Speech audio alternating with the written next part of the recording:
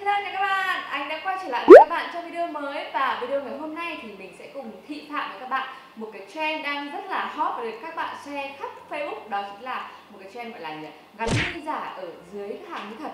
Thực ra gọi là trend thì không phải, bởi vì cái cách thức này đã được có rất lâu rồi. Bản thân mình về cái quá trình mà làm nghề chuyên nghiệp ấy, thì mình đã biết đến cái việc này từ khá là sớm. Thế nhưng mà bây giờ mình sẽ cùng thực hiện này, để chúng ta có thể tìm hiểu xem là tại sao cái cách gắn mi này lại cực kỳ đẹp, cực kỳ tự nhiên nhưng mà lại không phổ biến nhé.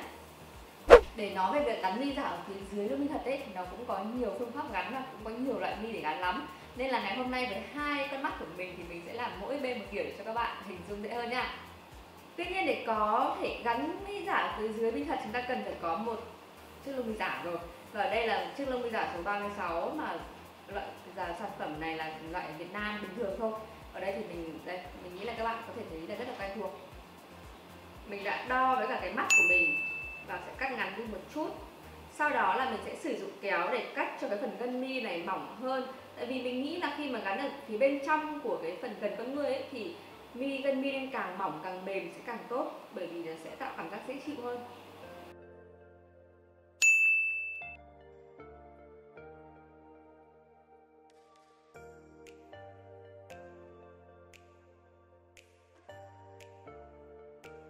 Việc tiếp theo chúng ta cần làm đó chính là phải kẹp cái lông mi thật lên đã. Bởi vì khi mà cái lông mi thật nó cong lên thì nó sẽ dễ cho chúng ta gắn mi giả hơn. Đó. Kẹp mi thật thì nhớ kẹp nhiều điểm các bạn nhé. Và kẹp nhẹ vừa phải thôi, nâng dần dần lông mi lên. Đó. Thì các bạn sẽ nhìn thấy là sau khi mình kẹp cái mi thật của mình xong ấy, thì nó nâng cái phần con ngươi mắt của mình lên ra một chút xíu này và sẽ hở ra cái phần để mình dán cái mi giả nhiều hơn. Sau khi đã kẹp lông mi thật của mình xong thì mình cũng kẹp cả cái lông mi giả nữa để cho mi thật và mi giả có độ cong xem nhau. Sau đó mình sẽ kẻ một đường liner mỏng ở phía trong viền mi mắt đã. Cái việc kẻ này để lát nữa khi mình gắn cái lông mi giả vào đây ấy, sẽ giúp cho cái đường mi thật và mi giả nó khớp vào nhau và đẹp hơn, thật hơn, tự nhiên hơn. Chính xác hơn là mình tô vào phần mi mọc thì đúng hơn.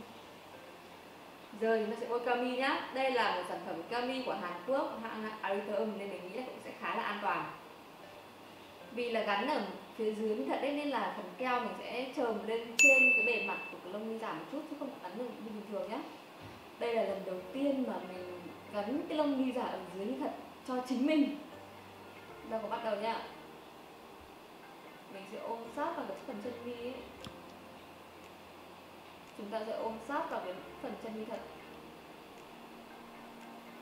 Okay. Ôm sát vào phần chân mi thật. Mình sẽ ôm cái phần lông mi giả của mình sát vào cái phần lông mi thật, đẩy lên phía trên.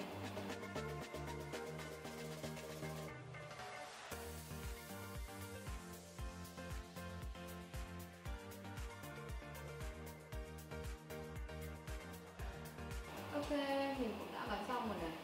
Thực ra thì mình thì không phải là quá khó đâu, nhưng mà cái phần đầu lông mi này nó hơi làm cho mình cộm một chút xíu. Các bạn lưu ý nhé, cái việc gắn này chúng ta bôi keo mi thì hãy bôi ở cái lớp trên của cái bề mặt mi giả thì sẽ dễ gắn lên trên hơn, bởi vì chúng ta đang gắn ngược mà, đúng không? Sau khi mà cái keo mi đã khô ấy, thì mình sẽ dùng cái kẹp mi để kẹp cho cái lông mi giả và lông mi thật nó khớp vào nhau.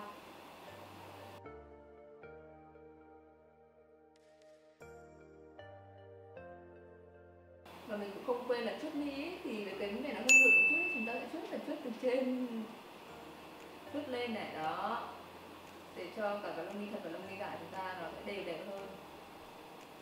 Bây giờ mình đã hoàn thành xong mắt bên này, chúng ta sẽ tiếp tục tới với cả bên này nhá. Sau đó mình sẽ nhận xét tổng thể cả hai bên sau. Với cả mắt bên này thì mình cũng sẽ gắn ở phía dưới lông mi thật, nhưng mà những cái lông mi giả, các bạn nhìn thấy đây là những cái lông mi giả từng cụm một chứ không phải là một hàng lông mi giả dài liền mạch. Mình nghĩ chúng ta đã cầu kỳ cho chót đấy. Khi mà chúng ta dùng những cái lông mi giả từng cụm này thì cái việc mà chúng ta gắn ở phía dưới sẽ dễ dàng hơn rất nhiều.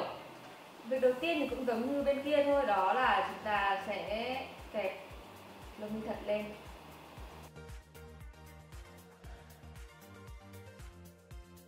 Sau đó cũng kẻ một cái đường liner sát vào phần chân mi mỏng.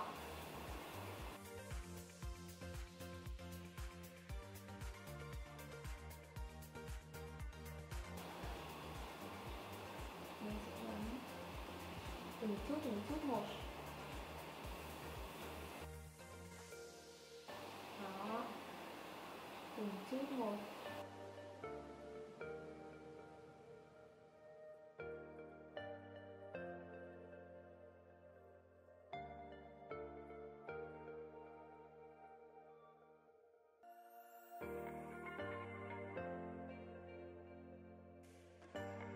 Cảm giác gắn này không khác gì các bạn đi nối mi đúng không? Cái loại mi mình chọn này thì sẽ tự nhiên hơn là cái loại mi bên kia. Chờ cho keo mi khô thì mình sẽ lấy một cái chải mi để chải cho mi thật ấy, với cả mi giả đan vào nhau.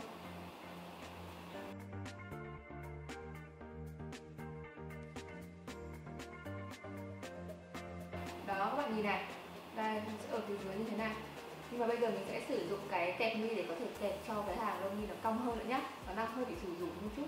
Đây mình đã kẹp xong rồi này, nó sẽ cao lên một chút và mở cái tròng mắt của mình sáng ra hơn. Bây giờ mình sẽ chuốt mascara để cho cái lông mi dài hơn một chút nhá.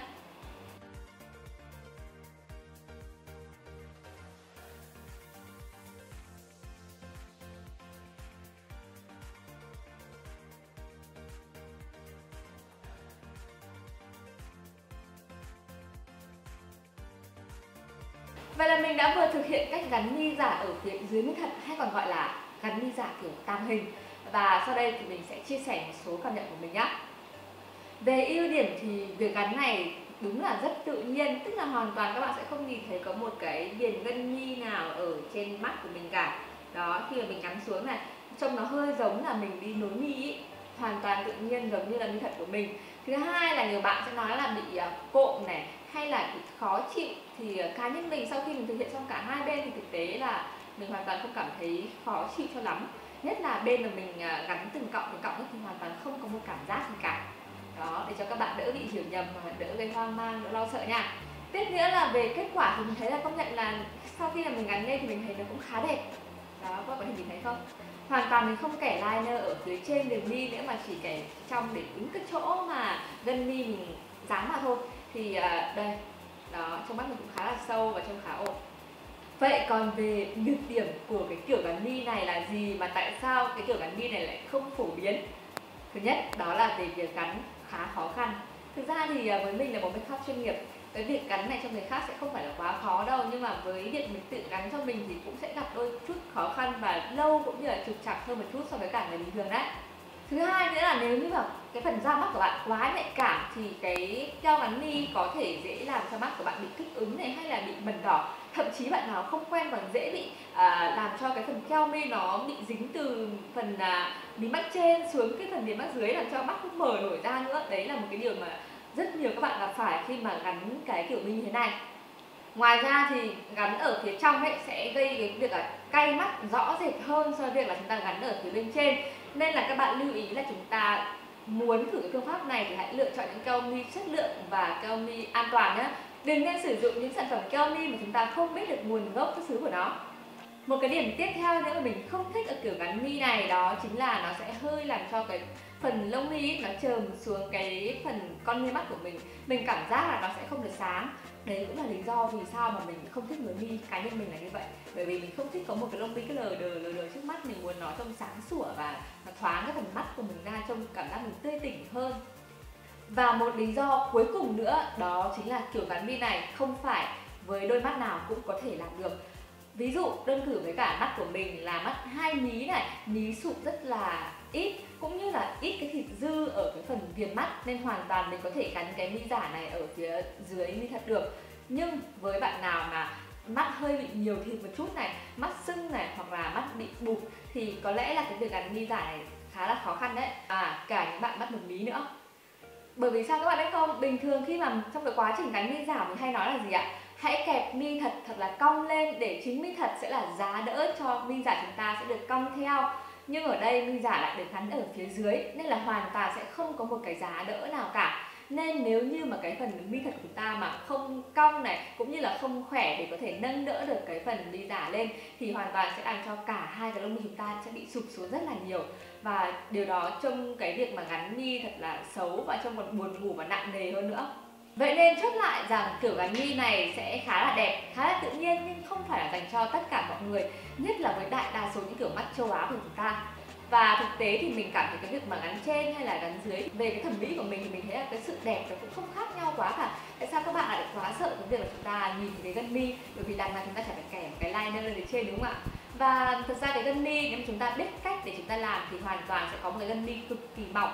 Và cái việc mà chúng ta gắn mi từng cọng như thế này này, thì có một điều mà mình sẽ tiết lộ các bạn, đó là khi mà chúng ta gắn ở trên hay là gắn ở dưới thì đến lúc chúng ta nhìn xuống thì cũng hoàn toàn không lộ. Vậy thôi, vậy là mình đã vừa thi phạm cho các bạn cách gắn mi giả ở phía dưới mi thật, cũng như là một số những cái suy nghĩ của mình về cái cách làm này. Còn nếu như các bạn nào vẫn gọi là tò mò cũng như là mong muốn được thử một lần, chúng ta cũng có thể thử nghiệm xem để chúng ta có thể biết được rằng là cái kiểu gắn mi này có phù hợp với mình không nhá. Chúng ta sẽ gặp lại nhau ở những clip sau. Bye bye.